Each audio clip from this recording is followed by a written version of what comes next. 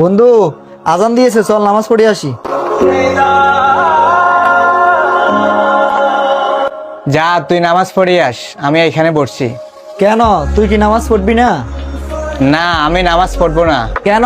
কারণ আমাদের ধর্ম নিয়ে আমার অনেকগুলো প্রশ্ন আছে।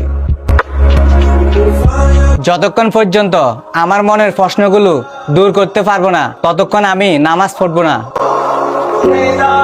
আমাদের ধর্ম নিয়ে তোর মনে এত কি কি প্রশ্ন, একটু শুনি।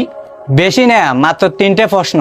এই 3টে প্রশ্নের উত্তর যদি তোরা দিতে পারস, তাহলে আমি নামাজ পড়তে যাব। আর যদি না পারিস, তাহলে আমি যাব না। কি প্রশ্ন বল, দেখি উত্তর দিতে পারি কিনা। আমার প্রথম প্রশ্ন, আল্লাহ পাককে কে সৃষ্টি করেছে? আর তার আগে বা পরে কেউ কি আছে? সুন্দর প্রশ্ন। এখন আমি তোর এই প্রশ্নের উত্তর দিব, তবে আমি যা বলবো মনোযোগ দিয়ে শুনতে হবে, তাহলেই তোর প্রশ্নের উত্তর পেয়ে যাবি। ঠিক আছে? আচ্ছা, ঠিক আছে। তুই আমাকে প্রথমে কি প্রশ্ন করছিস? আল্লাহ পাককে কে সৃষ্টি করেছেন এবং তার আগে বা পরে কেউ আছে কিনা। এখন তুই 1 থেকে 10 পর্যন্ত গণনা কর।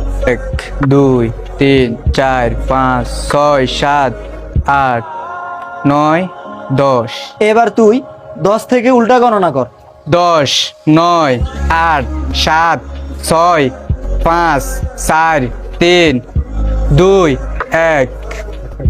আচ্ছা, এবার বল, 1-এর আগে কি? 1-এর আগে আর কি থাকবে? 1-এর আগে তো শূন্যই থাকবে, সবাই জানি আমরা। তাহলে এবার বল, 0-এর আগে কি? শূন্যের আগে তো কিছুই নাই।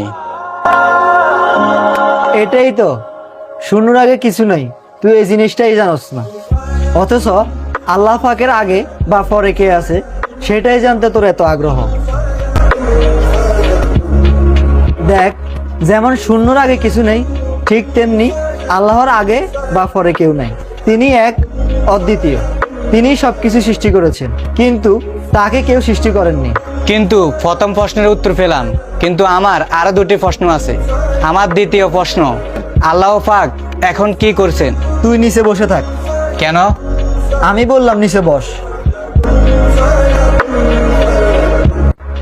এবার বল, তুই এখন কি করছিস?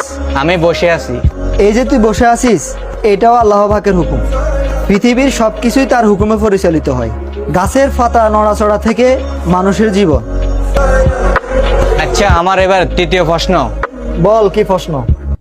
রাসূলুল্লাহ সাল্লাল্লাহু আলাইহি সাল্লাম যখন মেহরাজে গিয়েছিলেন, তখন তিনি কোন দরজা দিয়ে গিয়েছিলেন? সুন্দর প্রশ্ন করছস, তবে তোর প্রশ্নের উত্তর